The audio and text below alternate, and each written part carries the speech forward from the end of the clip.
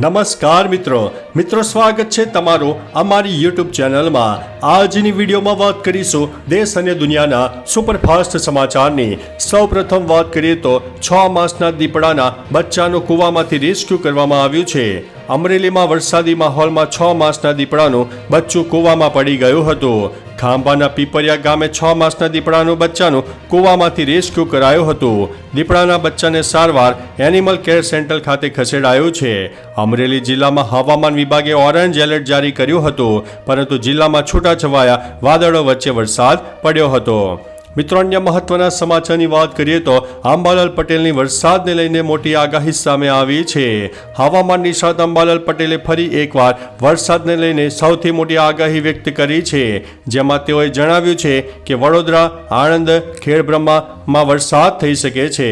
જંબુસર, ભરૂચ, પંચમહાલ જિલ્લામાં પણ વરસાદની શક્યતા છે। ઉત્તર ગુજરાતના મહેસાણા અને બનાસકાંઠા જિલ્લામાં પણ વરસાદની શક્યતા છે। તાપી નદીના જળસ્તરમાં વધારો થશે અને સૌરાષ્ટ્રના અનેક વિસ્તારોમાં હજુ વરસાદનું જોર ધીમે ધીમે ઘટવાનું છે। મિત્રો, અન્ય મહત્વના સમાચારની વાત કરીએ તો ગાંધવી ગામે યોજાશે 75મો વન મહોત્સવ। દર વર્ષે વન મહોત્સવ યોજાય છે, ત્યારે આ વર્ષે રાજકીય સ્તરે તેની ઉજવણી કરવા માટે દેવભૂમિ દ્વારકા જિલ્લાની પસંદગી કરવામાં આવી છે। મુખ્યમંત્રી ભૂપેન્દ્રભાઈ પટેલની ઉપસ્થિતિમાં દેવભૂમિ દ્વારકાના ગાંધવી ગામ ખાતે 75મો વન મહોત્સવ ઉજવાશે।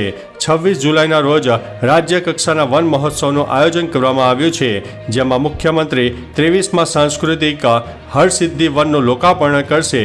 અત્યાર સુધીમાં 22 સાંસ્કૃતિક વનો બની ચૂક્યા છે। મિત્રો, અન્ય મહત્વના સમાચારની વાત કરીએ તો જંગલ વિસ્તારમાં 49 ઇંચ વરસાદ ખાબકી ગયો છે। વલસાડ જિલ્લામાં અનેક વિસ્તારમાં હજુ પણ વરસાદી માહોલ જોવા મળી રહ્યો છે। કપરાડામાં ભારે વરસાદના પગલે નદીઓમાં પૂરની પરિસ્થિતિનું નિર્માણ થયું હતું। કપરાડા અને ધરમપુર વિસ્તારમાં સૌથી વધારે વરસાદ ખાબકી ગયો હતો અને નવા બનાવવામાં આવેલા ચેક ડેમો પણ છલકાઈ ગયા હતા, જેના કારણે ખેડૂતોમાં ખુશીનો માહોલ જોવા મળ્યો છે। જો કે ત્યારે કપરાડાના જંગલ વિસ્તારમાં સિઝનનો અત્યાર સુધીમાં 40 ઇંચથી પણ વધારે વરસાદ નોંધાઈ ગયો છે। મિત્રો, અન્ય મહત્વના સમાચારની વાત કરીએ તો કૃષ્ણની દ્વારકા નગરી પાણીમાં જળમગ્ન થયેલી જોવા મળી છે। રાજ્યમાં છેલ્લા 24 કલાકમાં દ્વારકામાં 17 ઇંચ વરસાદ ખાબકી ગયો હતો। જો કે હજી સુધી વરસાદના પાણી જોઈએ સુધી ઓસર્યા નથી। લોકોને હજી પણ ઘૂંટણસમા પાણીમાંથી પસાર થવા પડી રહ્યું છે। દ્વારકામાં નગરપાલિકા તંત્ર પણ લાચાર છે। લોકોએ પાણીમાંથી પસાર થવાની ફરજ પડી રહી છે। યાત્રાધામ દ્વારકામાં અનરાધાર વરસેલા વરસાદે જળબંબાકાર જેવી પરિસ્થિતિનું નિર્માણ થયું છે। દ્વારકાના નીચાણવાળા વિસ્તારો જળમગ્ન થઈ ચૂક્યા છે। મિત્રો, અન્ય મહત્વના સમાચારની વાત કરીએ તો તારક મહેતાના આ પ્રખ્યાત અભિનેતા પાસે નથી કામ। તારક મહેતા કા ઉલ્ટા ચશ્માથી ફેમસ થયેલા અને સોઢીનું પાત્ર ભજવનાર અભિનેતાના ગુમ થવાના સમાચાર થોડા મહિના પહેલા ચર્ચામાં હતા। તેમણે મોટી વાત કહી છે, હું હજુ સુધી કામ શોધી રહ્યો છું, મને કામની જરૂર છે। સોઢીએ એમ પણ જણાવ્યું છે કે તેણે બસ સ્ટેન્ડ અને રેલવે સ્ટેશન પર સૂઈને રાત વિતાવી હતી। સોઢીએ કહ્યું કે તેઓ દેવાદાર બની ગયા છે। મિત્રો, અન્ય મહત્વના સમાચારની વાત કરીએ તો વિલિંગ્ડન ડેમના પાણીએ 8 ગામડાઓની પથારી ફેરવી નાખી છે। રાજ્યમાં વરસેલા ભારે વરસાદના કારણે ઘણા જિલ્લાઓમાં આફત વેરાઈ છે, ત્યારે જૂનાગઢમાં અનરાધાર વરસાદ વરસ્યો હતો। ત્યારે વિલિંગ્ડન ડેમના પાણીએ જૂનાગઢ નજીકના 8 ગામડાઓ પાણીમાં ગરકાવ થઈ ગયા છે। ખેતરો તળાવમાં ફેરવાઈ ગયા છે। રોડ રસ્તામાં પાણી ભરાઈ ગયા છે, જેથી લોકોને એક સ્થળેથી બીજા સ્થળે પહોંચવામાં મુશ્કેલી પડી રહી છે। મિત્રો, અન્ય મહત્વના સમાચારની વાત કરીએ તો ગુજરાતમાં ચૂડવેલ ઈયળનો હાહાકાર મચી ગયો છે। ગુજરાતમાં ચોમાસાની સાથે ચાંદીપુરા વાયરસે હાહાકાર મચાવ્યો છે, ત્યારે ગાંધીનગરમાં ચૂડવેલ ઈયળનો પણ હાહાકાર જોવા મળી રહ્યો છે।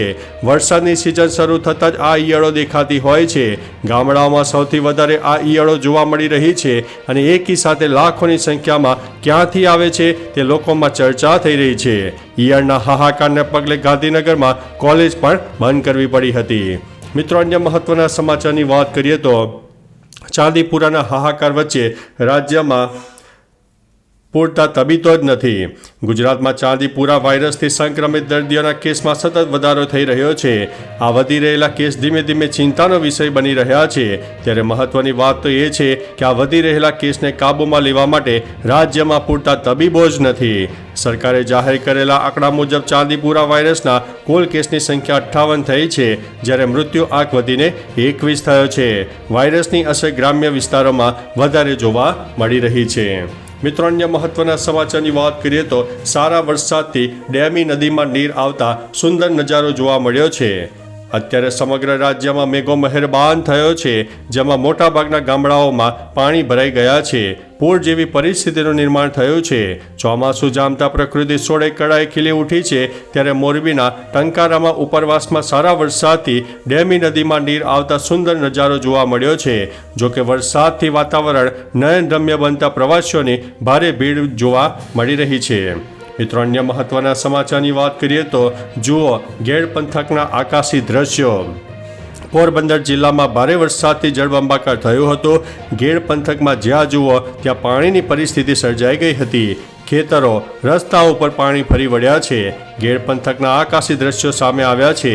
પોરબંદર જિલ્લામાં ભારે વરસાદ વરસ્યો હતો, તેથી અનેક જગ્યાએ પૂરના પાણી રેલવે ટ્રેક ઉપર પણ ફરી વળ્યા છે, જેના કારણે પાટાનું ધોવાણ થતાં દિલ્હી પોરબંદર ટ્રેનને માણવાડ ખાતે અટકાવી દેવાની ફરજ પડી છે. મિત્રો, અન્ય મહત્વના સમાચારની વાત કરીએ તો જાપાનમાં કોવિડના નવા વેરિયન્ટની એન્ટ્રી થઈ છે. 55,000 કેસ નોંધાયા છે. જાપાનમાં કોવિડનો નવો વેરિયન્ટની એન્ટ્રી થતાં સરકાર હરકતમાં આવી ગઈ છે. ગત થોડા અઠવાડિયામાં આ વેરિયન્ટથી ઇન્ફેક્શનનું પ્રમાણ ઝડપથી વધી રહ્યું છે અને જાપાનમાં કોરોનાની 11મી લહેરનો ખતરો મંડાઈ રહ્યો છે. માત્ર જાપાનમાં જ નહીં પરંતુ અમેરિકામાં પણ આ વેરિયન્ટ જોવા મળી રહ્યો છે. જો કે હાલ સાવધાની રાખવાની સલાહ આપવામાં આવી છે.